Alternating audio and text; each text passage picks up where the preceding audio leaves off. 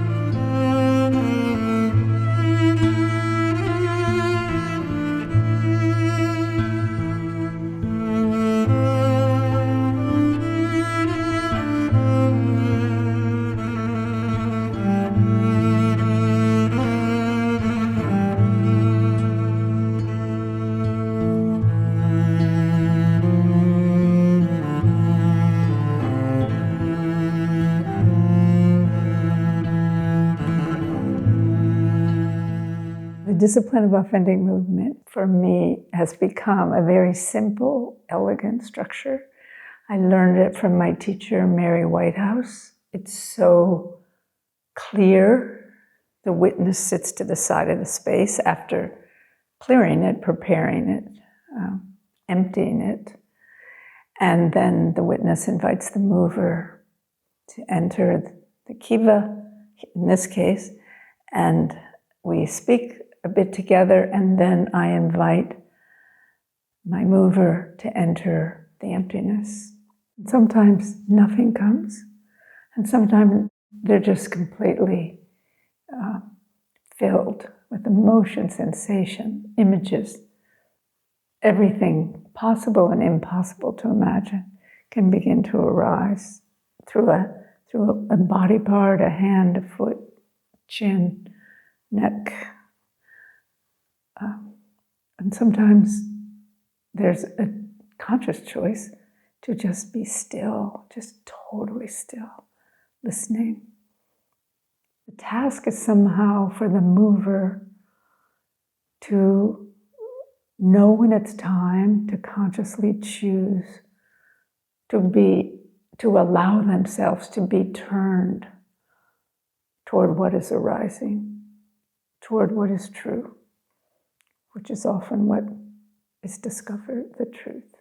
My prayer as a witness has been for years, may my presence be enough. Because my task as a witness is to really attend to my own inner experience. When it's time for the mover to come back, they usually in the dyadic work, I call their name. They open their eyes when they're ready. We make eye contact and they find their way back. And we begin to talk together about what happened. The mover speaks their experience and I as a witness listen, and then I speak consciously choosing what might support what the mover said and consciously containing what I don't think is relevant to the mover, especially if it's my judgment or projection or interpretation. It is my responsibility to contain anything that is potentially interfering with my clear seeing. So the mover speaks, the witness speaks, and then we have tea.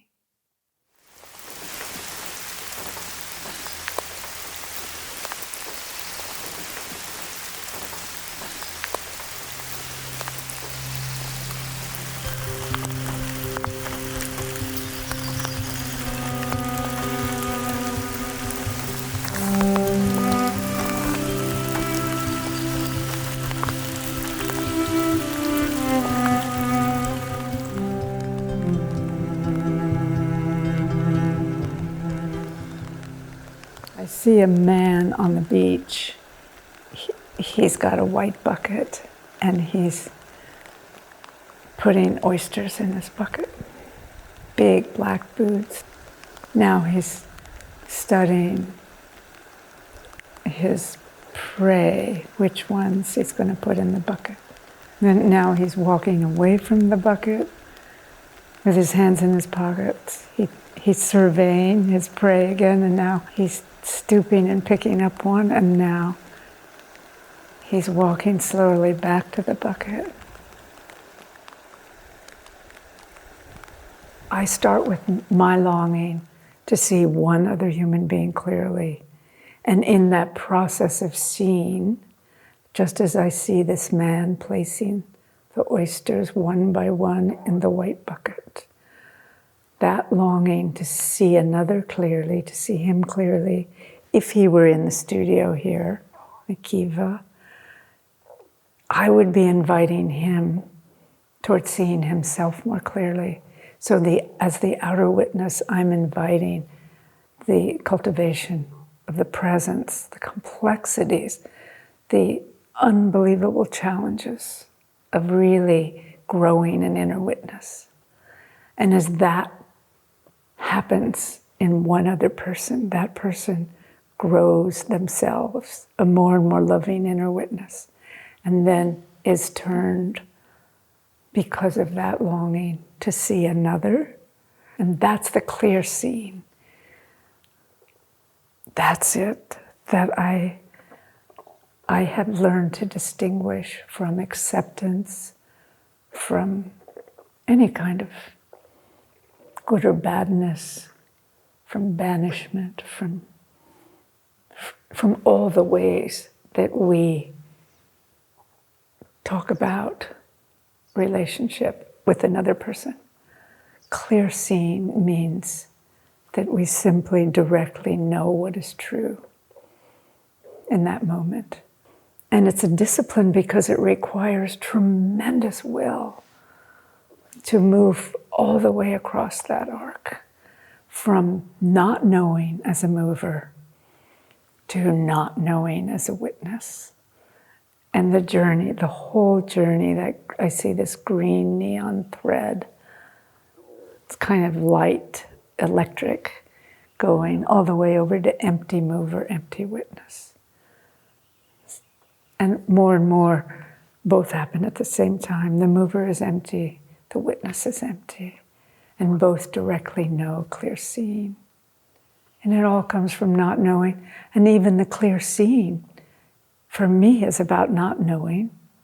What is this that I see directly and know to be true. It's not about knowing what it is. It's about directly experiencing it. So much pain and so much light. Here it is, all around us. And within each, when it's time, when we dare, when we risk to really open into that not knowing and let that light arise or pour. These birds here flying all around, they just fly into and out of the light. They definitely must be made of it because they can do this. Enter and be entered by it. There goes the red one. There's a whole family of red birds here and a whole family of yellow birds. And the man collecting the oysters isn't thinking about the birds, and the birds aren't thinking about the man who's collecting the oysters. And yet, it's all happening at the same time. We are all here at the same time.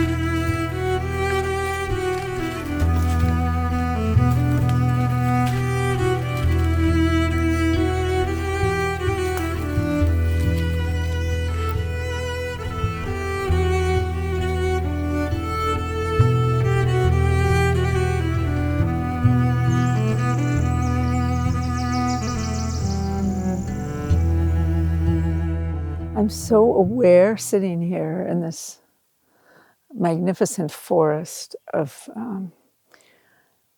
something that interests me so much about what actually can happen when we concentrate. I'm interested in how I can actually feel as I'm concentrating, for example, on this tree that's in front of me and this moss that's dripping from its branches.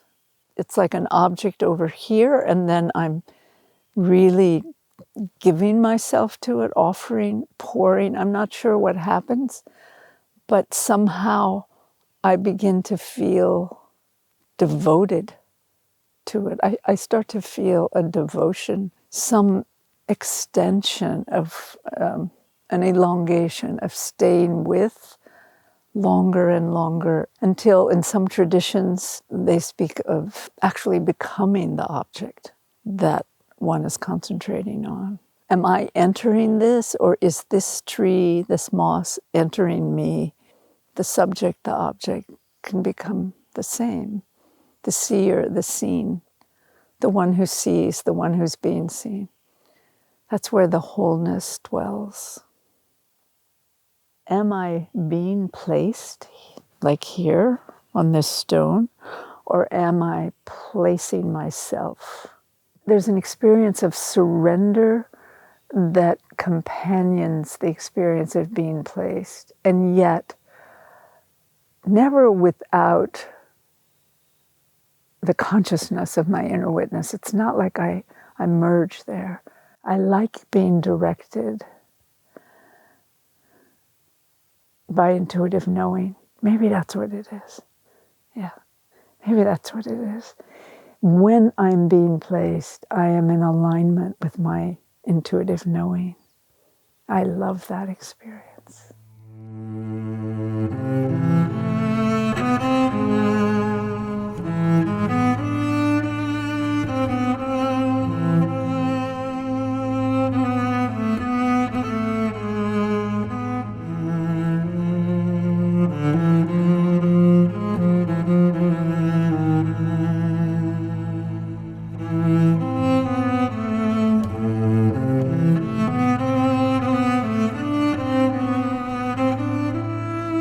Each blade of grass is just incredible.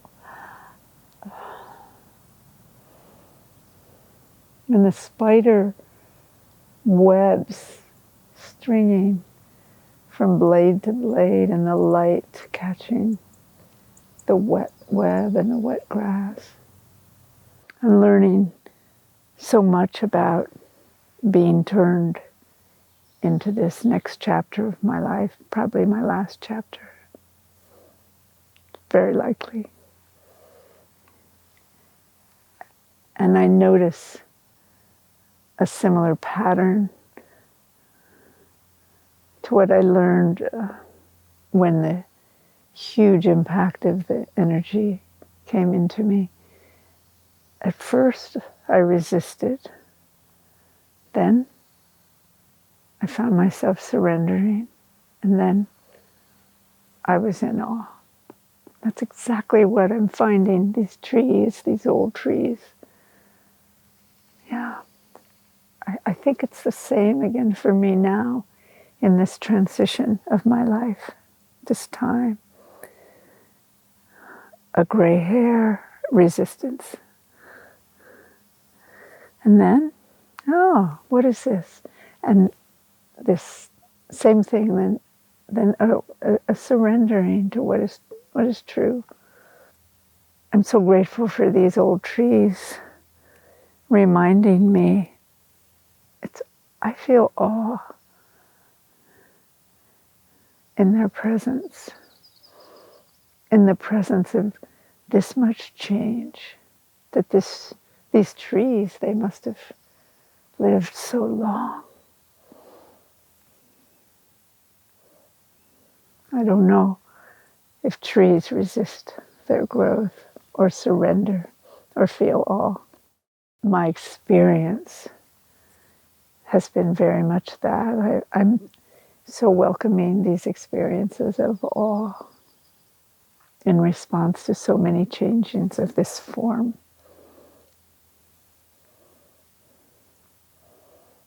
And everything living is somewhere on that spectrum, right?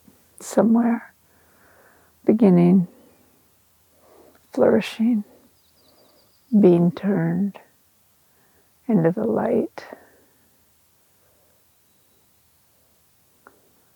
No more form. And the wind, here it is, moving us all along.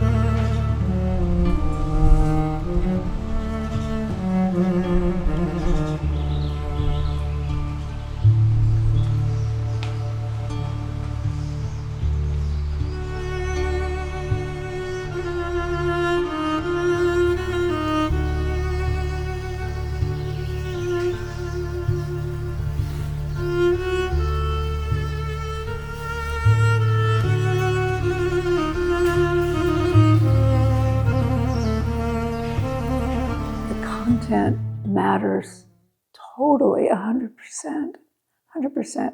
When I move my wrist and then I remember my mother and then the tears come, that's all that matters. That's all that matters. Each moment when we're fully present to what's arising, that's the content. What is it? Is it sound? Is it form? What is it? Image? Is it whatever it is? Our experience within the relational context of being human, that matters. And my own sense is that content, it's not about content. And that's incredible to me. Well, it's all about content, but it really isn't. It's, in my experience, that privilege of being immersed in a process that goes on and on and on. The process of first having this experience and weeping as I remember my mother and my wrist and how that sensation travels. That experience over and over, how it transforms as I develop an inner witness and become more present and conscious of all that's happening, not just my wrist, but my thumb and my knee and my other shoulder and my chin, and the detail of the content, the physical content, the emotional content, the sensory content, thoughts, the content of thoughts, all that arriving, being embodied more and more consciously in the presence of an outer witness because of the cultivation of an inner witness.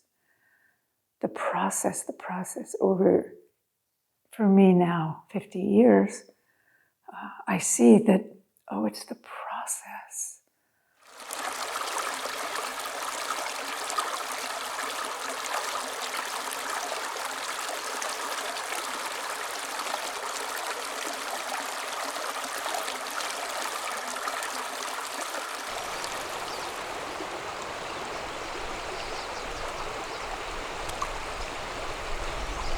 Direct experience is something that doesn't have anything to do with the conceptual mind. It's closer to intuitive knowing, and it's like a direct knowing, clear seeing again. And that's a way to describe a compassionate presence, which is different in my experience than an empathic response or empathy, which is so magnificent, so necessary in our relational world. That offering of feeling emotion with another, if one is feeling sadness, the richness, the privilege, being entrusted to actually feel that sadness with that person. That's so different than compassion. Compassion feels boundaryless.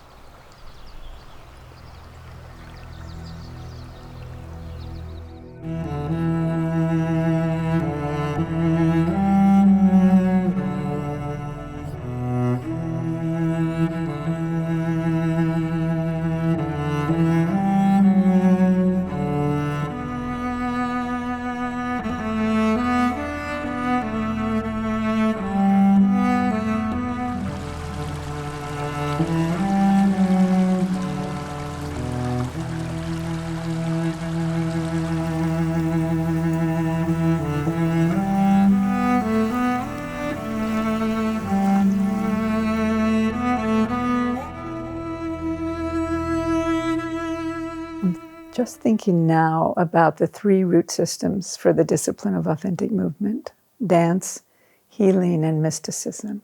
And I'm just in this moment realizing that that's a developmental arc that actually can describe pretty well the development of my own life. I started with such a passion for dance, which has continued always, except I ended up spending a lot of time in the witness chair in terms of my daily life. Always dancing before and after, but this compelling need to be immersed, really immersed in the evolution of witness consciousness. The question came from the development of mover consciousness. So there I am early as a mover, as a dancer. And what's interesting to me is now coming all the way around through my own developmental pathway, my own narrative. Here I am. The Kiva studio seems to be emptying. And what I'm doing in there a lot is dancing. And then I think about the second root of the discipline of authentic movement, which is healing, which has been an enormously central part of my life. What I discovered and what really became my inner work for the entire arc of my life is the phenomenon of separation.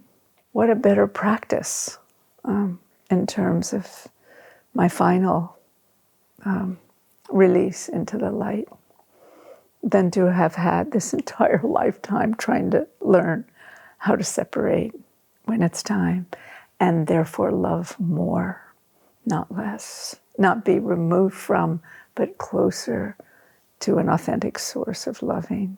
And the third root system, which is mysticism, of course, I felt hurled into that realm by my initiation, the spontaneous nature of my initiation, knowing nothing about what was happening to me. That which is invisible, that which cannot be seen or touched, that utter mystery of whatever this is, the mysterious nature of us wandering around in the midst and through this this light-filled realm. When I reflect on my life, I'm seeing a series of moments where I am compelled. I must. I feel this ferocity that arises, and it's like, go now. It was often so hard. I think the intensity in maybe my nature, my path, I don't know, but always inevitably coming into the dark place and not knowing, not seeing, and then learning to trust. And so I don't wish, oh no, I do not wish for another path that was easier. No, because each time the journey was so demanding, each time the potential for transformative experience occurs. So the gifts certainly are balanced with the challenges, terrific challenges and terrific gifts, both. I find this miraculous change, not in my nature, but in my pace. I love moving more slowly. I love listening with less interruption from movement. The part of me that's so used to doing is receding. A wondrous time, a wondrous way to enter life more fully at the exact same moment that I'm feeling released toward my death. I've got this thing about yarn. I have little balls of yarn with these tails going to what's next, I guess. And one day I noticed that I had wound up this big ball. I placed it down, and then I wound up this little ball. And I thought, oh, this is the life I've lived so far. this is the life I'm still living. This is where I'm still working toward more clarity, toward less judgment, less projection, less interpretation. I'm still that, I'll be doing that for the rest of my life. What is this? What was that? What was all that? A lot of the times I wonder, what was all of that? And this now, this is what's left.